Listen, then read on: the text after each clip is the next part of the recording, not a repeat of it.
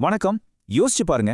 நீங்க வருஷக்கணக்கா கஷ்டப்பட்டு உழைச்சு கட்டின உங்க கனவு வீடு இல்ல உங்க தொழில் இதெல்லாம் ஒரே ஒரு நொடியில கண்ணு முன்னாடியே சாம்பலாயிரத நினைச்சு பார்க்க முடியுமா? ரொம்ப பயமா இருக்குல்ல? இன்னைக்கு அந்த ஒரு பயங்கரமான கற்பனையில இருந்து நம்மள பாதுகாக்கிற ஒரு கவசத்தை பத்தி தான் நம்ம பார்க்க போறோம். பாருங்க, இந்த ஒரு வழி நம்ம மனசுல எவ்வளவு ஆழமா பதியுதுன்னு. பல வருஷ உழைப்பு, கனவுகள், சேமிப்பு எல்லாமே சட்டுன்னு ஒரே ஒரு நொடியில இல்லாம போற அபாயம் நம்ம எல்லாருக்குமே இருக்கு. ஆனா நல்ல வேளைய இந்த மிகப்பெரிய ஆபத்துக்கு ஒரு தீர்வு இருக்கு. அதுதான் ஃபயர் இன்சூரன்ஸ். இது நம்மளோட விலை மதிப்பெற்ற சொத்துகளுக்கு ஒரு நிதி கவசமா செயல்படுது. அப்போ ஃபயர் இன்சூரன்ஸ்னா என்ன? ரொம்ப சிம்பிளா சொல்லனா அது ஒரு வாக்குறுதி. ஒருவேளை தீ விபத்துனால உங்க வீடு, கடை இல்ல ஃபேக்டரிக்கு ஏதாவது சேதமாச்சுன்னா கவலைப்படாதீங்க, நாங்க இருக்கோம்னு சொல்லி அந்த நிதி சுமைய இன்சூரன்ஸ் கம்பெனி ஏத்துப்பாங்க. இந்த பாதுகாப்பு கவசம் யாருக்கெல்லாம் தேவை? நீங்க ஒரு வீட்ல குடியிருந்தாலும் சரி, ஒரு சின்ன கடையை நடத்தினாலும் சரி, இல்ல ஒரு பெரிய ஃபேக்டரியை நிர்வகிச்சாலும் சரி, உங்க கட்டடம், அதுக்குள்ள இருக்கிற மெஷின், சரக்குகள்னு உங்க உழைப்புல உருவான எல்லா சொத்துக்களையும் இது பாதுகாக்கும்.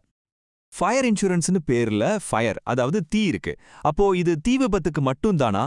இல்ல நம்ம எதிர்பார்க்காத புயல், வெள்ளம் வந்தா கூட கை கொடுக்குமா? வாங்க, இதோட உண்மையான பவர் என்னன்னு பார்க்கலாம். இங்க தான் ஒரு சூப்பரான விஷயம் இருக்கு.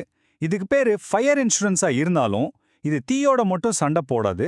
மின்னல், வெடி விபத்து, கலவரம், ஏன் புயல், வெள்ளம், பூகம்பம்னு பல ஆபத்துகளுக்கும் இது பாதுகாப்பு கொடுக்கும். இது அலைட் பெரில்ஸ்னு சொல்லுவாங்க. அதாவது தீயோட சம்பந்தப்பட்ட மற்ற ஆபத்துகளையும் சேர்த்து இன்சூர் பண்றது.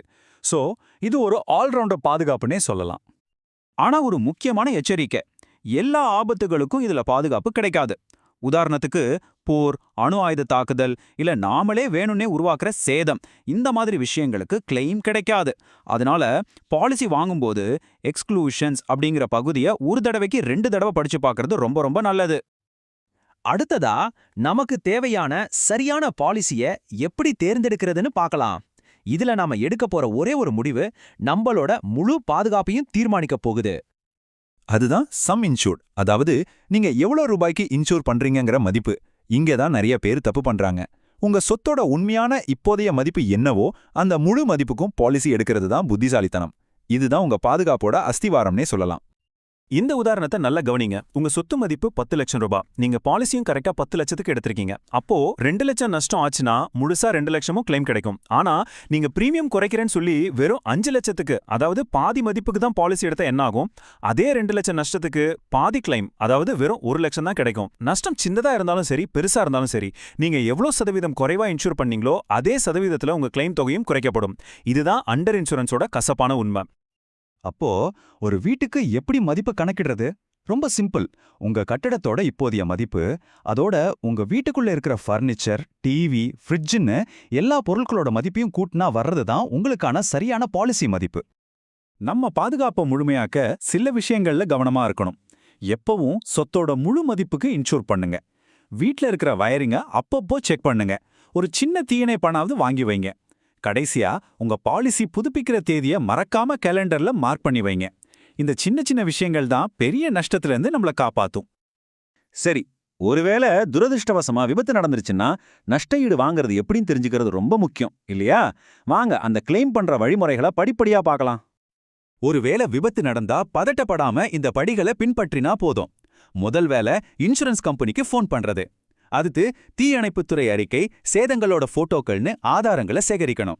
கம்பெனி அனுப்புற சர்வேயருக்கு உண்மையா ஒத்துழைப்பு கொடுத்தா உங்க கிளைம் ப்ராசஸ் ரொம்ப சுலபமா முடிஞ்சிடும். இந்த கிளைம் ப்ராசஸ்ல சர்வேயர்ங்கிறவர் ரொம்ப முக்கியமான நபர். அவர் இன்சூரன்ஸ் கம்பெனியால நியமிக்கப்பட்டாலும் அவரோட வேலை நடுநிலையா இருந்து சேதத்தோட உண்மையான அளவையும் காரணத்தையும் மதிப்பிடுவதுதான். அவரோட அறிக்கை தான் உங்க கிளைம் செட்டில்மெண்ட்டுக்கு முக்கியமான ஆதாரம். நீங்க எல்லா ஆவணங்களையும் சரியா கொடுத்துட்டீங்கன்னா பொதுவா 15 இருந்து 30 நாட்களுக்குள்ள உங்க கிளைம் செட்டில் ஆயிடும். சோ இது ஒரு நம்பிக்கையான செயல்முறை தான். இறுதியா இந்த இன்சூரன்ஸ் நமக்கு கொடுக்கிற மிகப்பெரிய விஷயம் என்னன்னு பார்க்கலாம். அது பணத்தை விட ரொம்பவும் மேலான ஒண்ணு. அப்போ உண்மையிலே ஃபயர் இன்சூரன்ஸ் நமக்கு மன அமைதியை கொடுக்குமா? இந்த கேள்வி நம்ம எல்லாருக்குள்ளயும் கண்டிப்பா இருக்கும். நிச்சயமா கொடுக்கும். பாருங்க, நாம எவ்வளவு ஜாக்கிரதையா இருந்தாலும் விபத்துகள் நடக்கலாம். தீய நம்மால தடுக்க முடியாம கூட போகலாம். ஆனா அந்த தீ நம்மளோட எதிர்காலத்தை சாம்பராக்காம நம்மால தடுக்க முடியும். ஃபயர் இன்சூரன்ஸ்ங்கிறது வெறும் காகிதம் இல்ல. அது கஷ்டப்பட்டு சம்பாதிச்ச நம்ம சொத்துகளுக்கு நாம கொடுக்கிற மரியாதை, நம்ம குடும்பத்துக்கு நாம கொடுக்கிற மன நிம்மதி.